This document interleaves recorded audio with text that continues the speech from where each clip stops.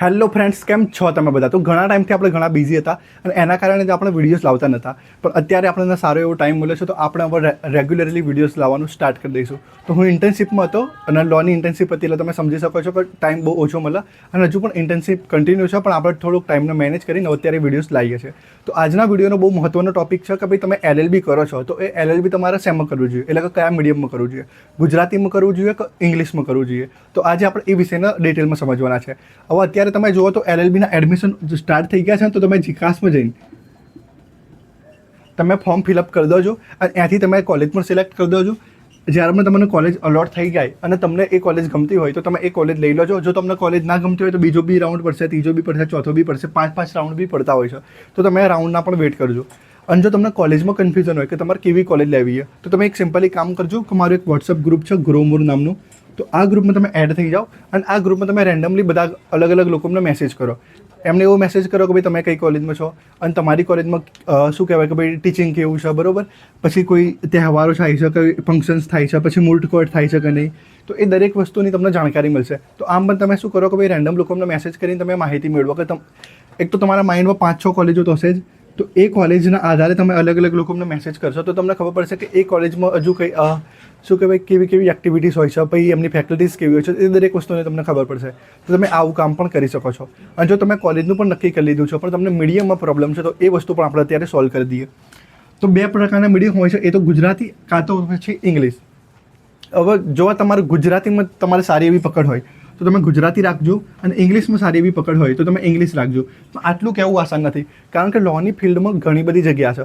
તો તમારે હવે કઈ જગ્યાએ જવું છે અને તમને શું કામ કરવું છે એ આધારે તમને નક્કી કરવું જોઈએ કે તમારે ગુજરાતીમાં જવું છે કે ઇંગ્લિશમાં જવું છે.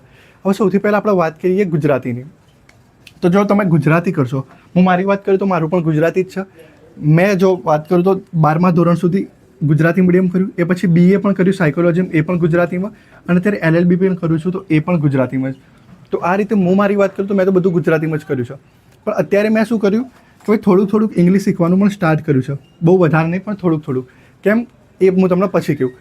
જો તમે નક્કી કરી લીધું કે તમારે કોર્પોરેટમાં જવું છે, કાં તો તમારે જજ બનવું છે, કાં તો તમારે સુપ્રીમ કોર્ટ જવું છે, કાં તો તમારે હાઈકોર્ટમાં જવું છે, તો આ બધી વસ્તુ તમારે જો મનમાં હોય પહેલાંથી તો તમારે ઇંગ્લિશ શીખવું કમ્પલસરી છે.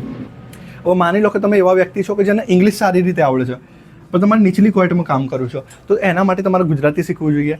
જો તમને કોર્ટ વાઇઝ કહી દઉં હું, તો એક તો તમારે મેટ્રો કોર્ટ, પછી તમારા સેશન્સ કોર્ટ, પછી તમારે ડિસ્ટ્રિક્ટ કોર્ટ, પછી 138ની કોર્ટ આવે છે, પછી ફેમિલીની કોર્ટ આવે છે. તો આ બધી કોર્ટમાં તમારે કામ કરવું હોય તો તમારે આના માટે ગુજરાતી જોઈશું. અને જો તમને હાઈકોર્ટમાં કામ કરવું છે, તમને સુપ્રીમ કોર્ટમાં કામ કરવું છે, તમને કોર્પોરેટમાં જવું છે, કાં તો તમને કોઈ બેન્કિંગ સેક્ટરમાં જવું છે, તો આ બધા માટે તમને ઇંગ્લિશ જોઈશું. તો ગુજરાતી પણ ઇમ્પોર્ટન્ટ છે અને ઇંગ્લિશ પણ ઇમ્પોર્ટન્ટ છે. હવે અમુક ટાઈમે માનો કે તમે આ જગ્યા પર કામ કરતા કાં તો મેટ્રોમાં કાં તો સેશન્સમાં, અને તમારી સામે એવા કોઈ જજ આવી ગયા, બરોબર, કાં તો એવા કોઈ વકીલ આવી ગયા કે જેમને ગુજરાતી નથી ફાવતું અને એ લોકો ત્યારે તમારી જોડે ઇંગ્લિશમાં વાત કરે છે, તો એ ટાઈમે તમને થોડું ઘણું પણ ઇંગ્લિશ આવડવું જોઈએ. તો મારો એન્ડ ઓફ ધ સોલ્યુશન શું છે કે ભાઈ તમે ગુજરાતી પણ શીખો અને ઇંગ્લિશ પણ શીખો.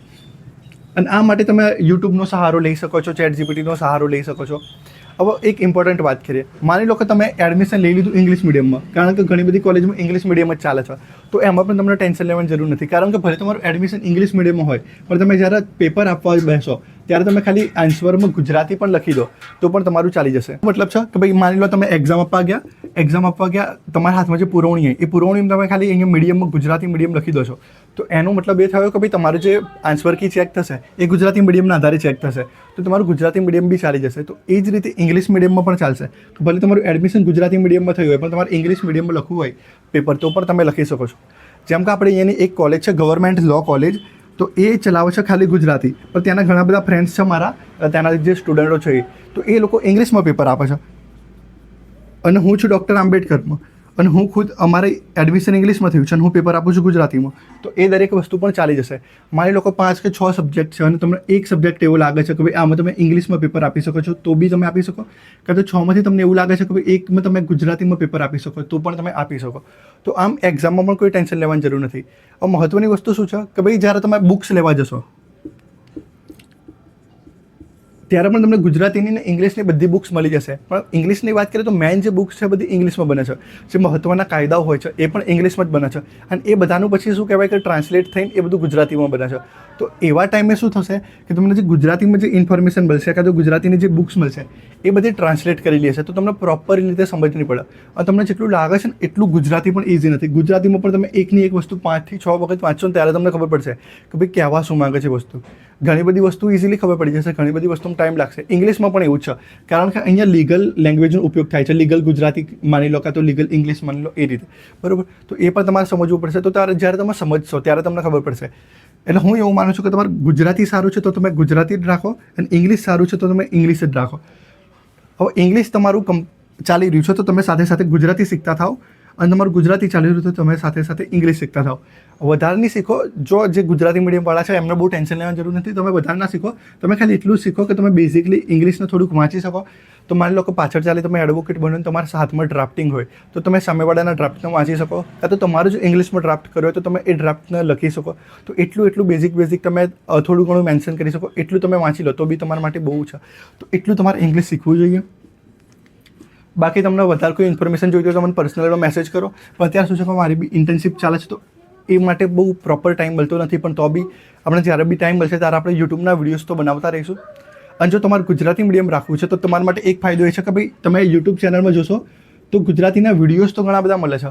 પણ જ્યારે લોની વાત કરીએ છીએ તો લોમાં બહુ ઓછા વિડીયોઝ મળે છે. તો મારી જે યુટ્યુબ ચેનલ છે એમાં આપણે ગુજરાતીમાં ભરપૂર આપણે વિડીયોઝ બનાવીએ છીએ. LLB સેમ 1ની વાત કરીએ, LLB સેમ 2ની વાત કરીએ તો આપણે બહુ વિડીયો બનાવ્યા છે. અને એ રીતે જ આપણે LLB સેમ 3ના પણ વિડીયોઝ બનાવી દઈશું ગુજરાતીમાં.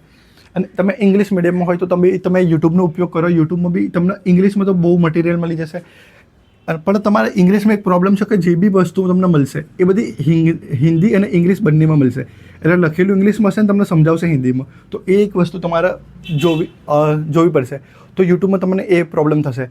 અને ગુજરાતીમાં વાત કરીએ તો આપણે તો બધી વસ્તુ ગુજરાતીમાં ચલાવીએ છીએ. તો તમે ગુજરાતીમાં જો કોઈ પ્રોબ્લેમ હોય તો તમે યુટ્યુબમાં મારા વિડીયોઝ જોઈ શકો છો. અને હવે આપણે નેક્સ્ટ વિડીયો એની પર બનાવીશું કે LLBમાં જે સેમિસ્ટર છે, માની લો કે LLB તમે લીધું તો LLBમાં સેમ 1થી લઈને સેમ 6 સુધી શું તમારે ભણવાનું થશે એ દરેક વસ્તુનો આપણે વિડીયો બનાવી દઈશું. એટલે કે 3 વર્ષ આ 3 વર્ષમાં તમે શું કરશો, શું કરી શકો, ઇન્ટર્નશિપ કેવી રીતે સ્ટાર્ટ કરવી, એ દરેક વસ્તુનો તમને વિડીયોઝ મળી જશે. પણ તમારે ખાલી એના માટે કમેન્ટ કરવી પડશે કે મને ખબર પડે કે તમને કયા વિષયનો વિડીયો જોઈએ છે. તો આપણે એ રીતે જ વિડીયોઝ આપણે આગળ વધારતા રહીશું. થેન્ક યુ વિડીયોઝ જોવા માટે.